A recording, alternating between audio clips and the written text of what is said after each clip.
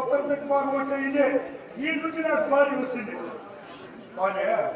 నాకు కరెక్ట్గా ఇటు చూడు బాగుందా అమ్మాయి నల్లగా ఉంటే ఎర్రగా ఉందా నాలుగులో ఉందా సన్నగా నాకు తిట్టంగా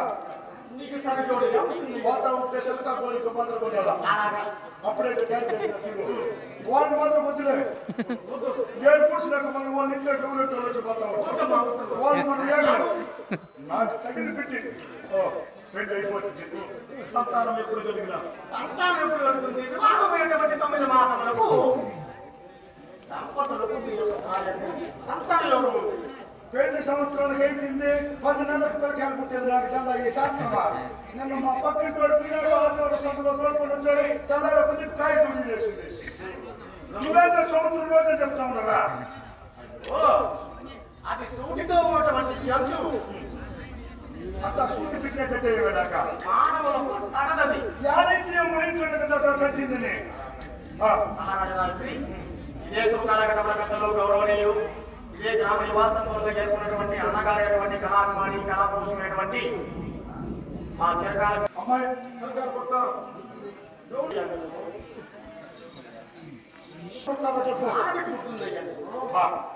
సన్నగా బతుకున్నా వ్యవస్థ పోసుకుని కూడా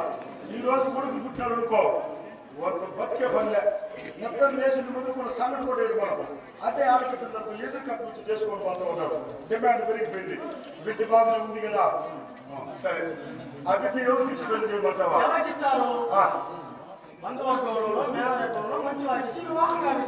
నేను చిన్న నీకు కోపం వచ్చే మాట మాట్లాడుతూ ఉన్నా ఇప్పుడు మామిడి చెట్టు తెచ్చాను నాటినాను నీళ్లు పోసిన చుట్టూరు పశువులు గొర్రెలు ఆవులు మేకలు వేయకుండా కల్లేసిన తొలిసారి కాపు కాసింది ఎవరు తెచ్చారు ఆ పట్టణ అంటే చెట్టు నాటినోడే కదా అంటే చెట్టుకి మనిషికి ఉంటే న్యాయం కదా చెట్టు నాటినోడు తొలి పంట యజమాని నేనే పెళ్లి చేసుకుంటే ఏమని అన్న బిడ్డలను